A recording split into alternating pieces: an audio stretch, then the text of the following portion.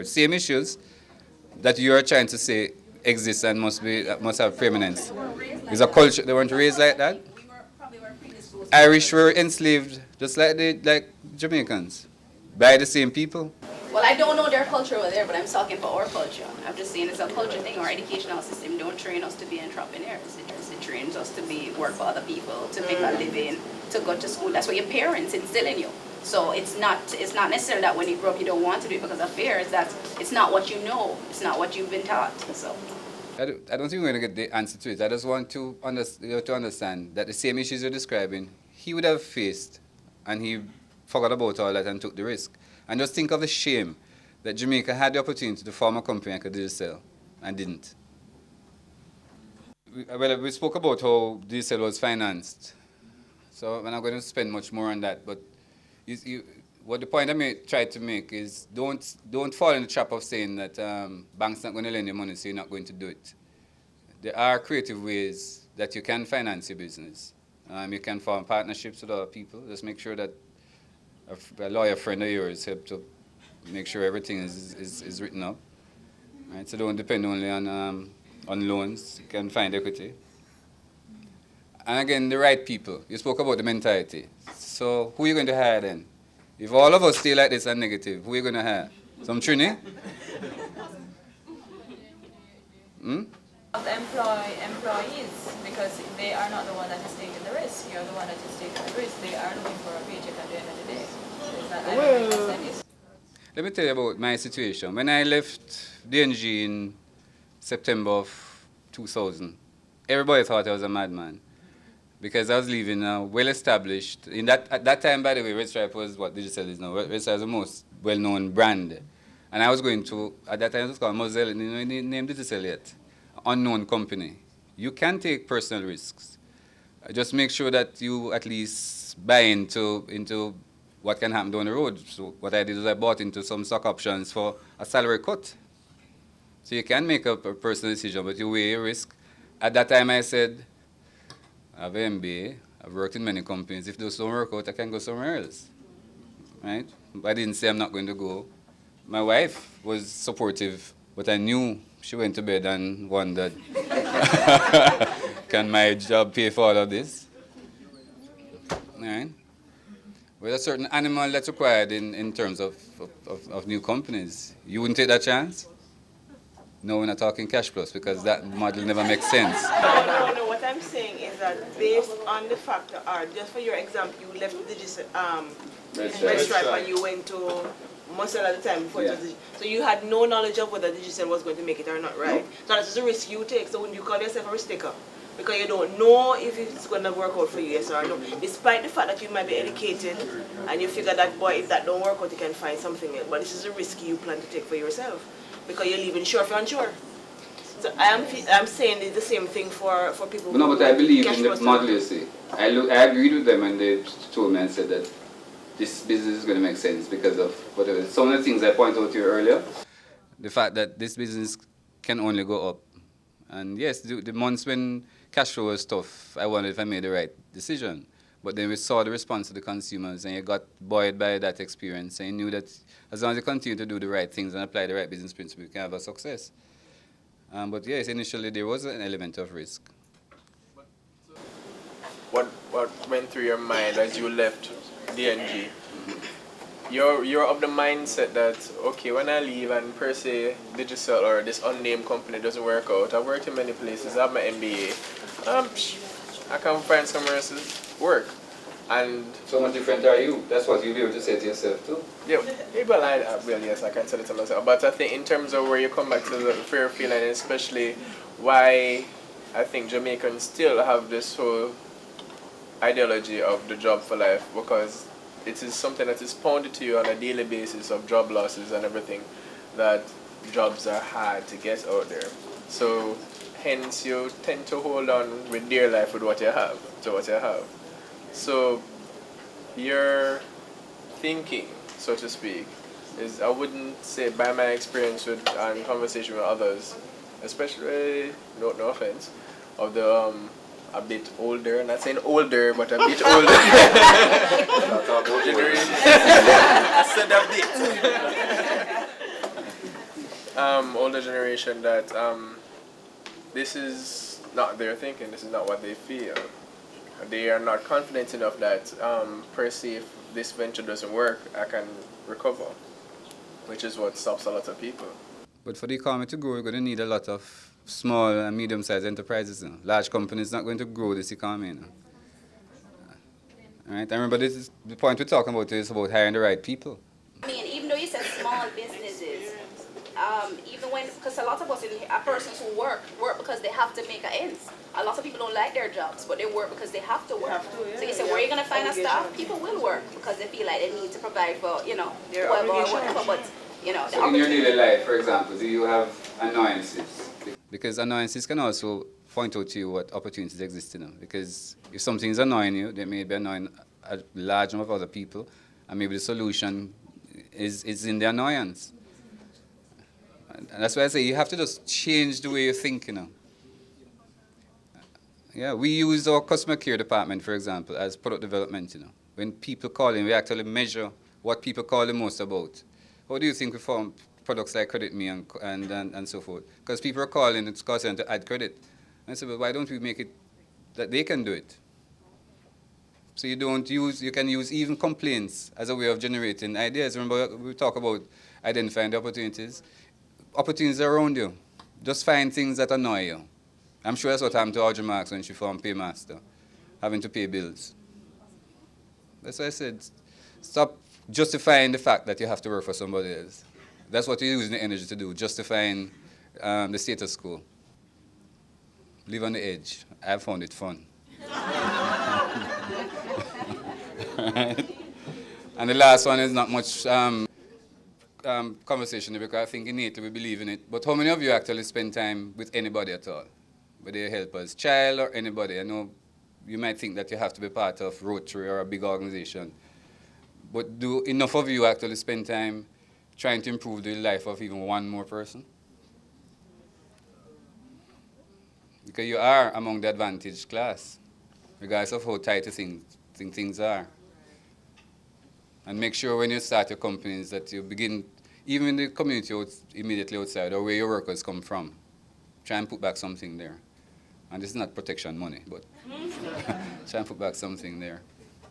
The annoyance, can you tell us, how you generated ideas? What was the background going into that? I think it's more the environment, Apart from, yes, you have the information and you do the normal things. You see your data, you see what is happening, what's not happening. But the environment that I tried to create in the market department, and we're on the 7th floor, is that titles did not exist. For example, the culture in Digital is from the office helper to the CEO is first name. So there are no artificial barriers, open door policies. And on Fridays I used to have a thing called Harry's Bar. People used to think because I was an alcoholic. But really it was to provide the environment that people could feel free to talk to directors, talk to managers. And a lot of the things we actually did came from some of those informal sessions where people will feel comfortable enough to say, why don't we try this? And then what we'll try and do is say, can this stay on strategy, be executed, whatever it is. So because I never believed that a marketing department is the only source of good ideas. It can come from anywhere in the company. And we reinforce that. If you have an event, for example, I always say that the marketing department doesn't have an automatic right to get free tickets. The tickets were raffled across the company. So you actually enrolled all 800 people. Because I believe that member of staff, when they go home and their friend or neighbor says, why is DSL doing that? They must understand. I never launched a major campaign, for example, without showing to staff first. There's no way that they're going to see it in the newspaper because they must be able to say, this is why they're doing it, this is what it means, whatever it is. So it was the entire organization. So in Digital, marketing was the dominant voice. Not lawyers, not engineers, not finance people. So everybody became a marketer. Is there a maxim or something that you would tell a young entrepreneur investor like ourselves? Yeah. What would that be? Well, I didn't come prepared to answer that kind of question. One thing.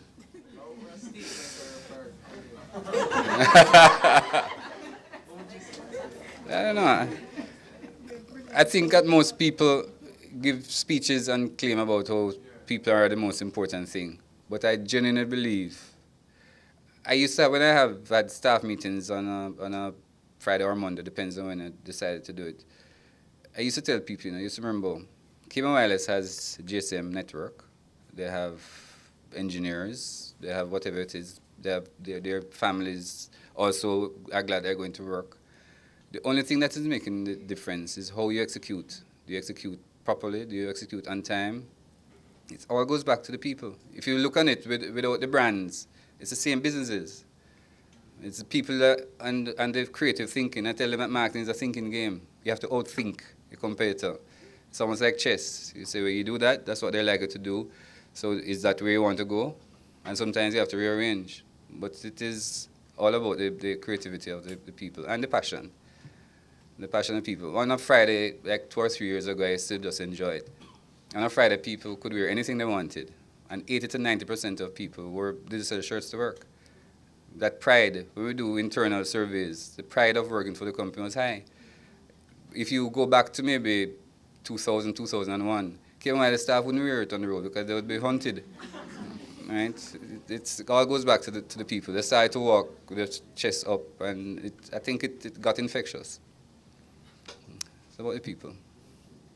And the chairman, who is a hard taskmaster.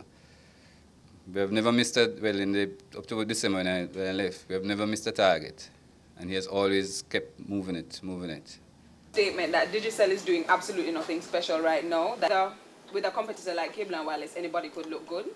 But if you're faced with, for example, like an AT&T, an international company, only then would you really see the true substance of Digicel. How would you respond to that? Let's see now, American Mobile is coming. So you'll have your answer in a few months. And we have been working on their entry from last. Unlike what Cable Wireless did when we were coming. They did nothing, they're arrogant. We're different. We have had a special team working on American Mobile. I, in fact, went to El Salvador before I left. I went in their stores, I looked, I bought their phones, went and tested their customer care. So we have a team ready. So let them come. I personally think it's difficult to balance being a director and entrepreneur. Why is it that you would recommend or recommend to us or those who are risk averse to becoming an entrepreneur? What is it that you would say to us to try to motivate us in becoming an entrepreneur? I don't know, if I'm to even think about my own personal situation, my father is a self-employed gentleman too, and he's retired now because he's 90. I had to force him to stop because he was making mistakes. But some of the downsides I see with being an entrepreneur is, and people think you work for yourself, but you don't really work for yourself, you work for your customers, and normally therefore you can't get rest. The only positive thing about working for somebody is that you get paid vacation. Sometimes with the entrepreneur, you're not there, things go bad in the business, whatever it is. But why I would encourage it is one, you get more pleasure out of putting in all that effort and work for yourself. You're able to work at your own pace. If you are smart, for example, you're able to execute your ideas. Sometimes in a corporate environment, your ideas will go nowhere unless you have a good godfather who will take your ideas. Yeah, the sponsor is the academic term, no? I don't know. I have to think some more about the different things. But if I had to start my life over, that's what I'd do. Because I think, yeah. And I'm trying to make sure that my sons, one has finished college, the other in college now, is doing things that they can set up their own shutters, as well as work in corporate, whichever way. But sometimes you're a cubbyhole you can only go and work for somebody based on what you've done. So I've made sure that at least he sees the opportunity outside of just the traditional companies to get work. Your name isn't Harry Matalan. It's not Harry Ashenheim. No. It's Harry Smith. Yeah? Right. Country boy from St. Elizabeth. I wanted to share with us what was part of your motivation. I mean, you didn't start as a part shareholder of Digicel. You weren't. It didn't start for you in 2000. It started from probably before 1977.